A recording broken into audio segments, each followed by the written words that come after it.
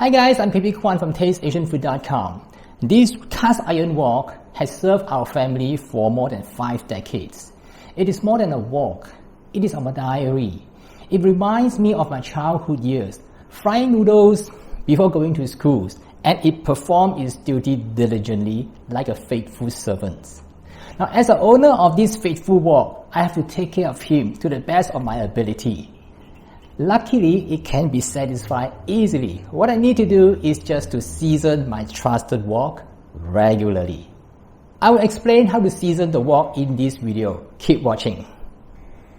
Now, first thing first, I do need salt and pepper to season the wok. I need salt and pepper to season my steak. So what I need to season the wok is only oil, as it is required to prevent any food morsel from sticking onto the wok surface. There are different ways. Here, I want to show you the simplest way to season the wok. First, clean the wok before you start. Wok that has been used regularly always has a thin layer of protection left from the previous seasoning session. So in that case, what you need to do is just to wash and clean it with a piece of cloth. However, if it is a new wok or a rusty wok, you may need to scrub it with detergent and scouring pad. That is not the best thing I would like to, but sometimes it is out of no choice. Once you clean the wok, place the wok on the stove. Set it to medium heat and wait for the wok to dry completely. Next, soak up half a piece of kitchen paper towel with some oil, and then apply a thin layer of oil onto the entire surface of the wok. And wait for 20 seconds, and that's enough. And after 20 seconds, turn off the stove. Wait for the wok to cool, and then rinse the wok with water. And it is now ready to use.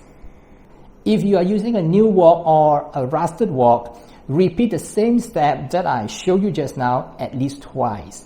So anytime when you repeat this step, you are adding a thin non-stick coating on it. Eventually, it will form a shiny layer onto the wok. This method requires the least oil. It takes the shorter time. And it creates least smoke. And it's handy if you live in an apartment, because you do want to smoke your whole apartment. You may wonder, is this simple method effective? I'll show you the result shortly. But meanwhile, let's take a minute to understand what is happening during this process of seasoning. When you cook, the food will tend to stick, especially food with high protein such as meat and egg. Now, it creates a non-stick layer on the wok surface, effectively separating the meat and the egg from the wok surface and give it no chance to stick. What is required is oil over high heat. When the oil is heated near to its melting point, the oil molecules will begin to bond to each other. These molecules of oil will form a thin layer of a mega complex, like a plastic sheet. It is called polymer, and in this process we call polymerization. This layer of polymer is hydrophobic, which means it expels water. So if I sprinkle some water onto a well-seasoned wok, you will see there are plenty of well-formed droplets of water on the wok surface. The problem is, these layers of polymer, which act as a non-stick layer, is not very secure. It tends to detach. So I need to burn this layer into the wok, and it will only happen if it is sufficiently hot. That's why I heat the wok at the smoking point of the oil for 20 seconds, so that the oil will fill up the pores and the crevices of the wok. And the oil molecule will bond to the iron of the wok. So once this happens, that layer will no longer be a separate layer.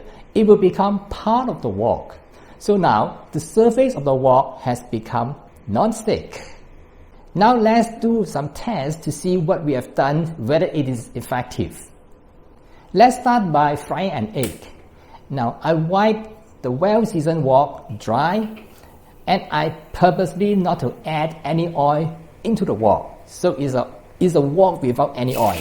And I crack an egg, put it into the wok over medium heat, and I'll see what happens.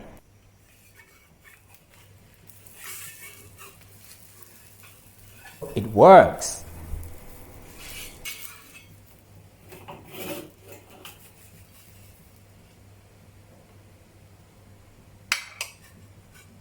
Now let's do another test. This time I use some marinated meat, and I use liquid seasoning that is wet and some cornstarch and flour that are sticky, and I'll see what happens. I add 2 teaspoons of oil into the wok because I need to pan fry the meat, and the oil is not to avoid sticking. So let's see what happens. It is non-stick. You see, I shake the wok and I can swirl the meat around the wok. Let's flip over the meat and it's still non-stick. I still can swirl the meat around. So my conclusion, it is an easy and effective way to season a cast iron wok. When you finish using it, what you need is just to use a piece of wet cloth to clean the wok and keep it dry. Finally, I want to share with you a few tips how to take care of the wok so that your cast iron wok can last a lifetime. There are a few enemies of cast iron wok. First, harsh detergent. Because harsh detergent will wash away the oil that protects the wok. Secondly, harsh scrubs. Scouring pads to clean the wok is not the best idea. Just use a wok brush if you have. If you don't, just like what I was doing, use a piece of wet cloth. And do not use a well-seasoned wok as a steaming station or to braise any food, because water will remove the non-stick coating. And finally, lemon juice, vinegar, or any other acidic items will weaken the coating. So my suggestion is not to add these items directly to the wok surface. You can add to the meat or you can add to any food to mix it before adding to the wok. If you are following these steps, you should be able to maintain your cast iron wok, which will last for a lifetime, just like my trusted wok. That's all for today about how to take care of my trusted cast iron wok. If you like this video, please subscribe to my YouTube channel by clicking the subscribe button, tap the notification bell, and give me a like. And don't forget to share it on your social media to your friends and family. I'll see you again in some other similar videos on this channel. And bye for now.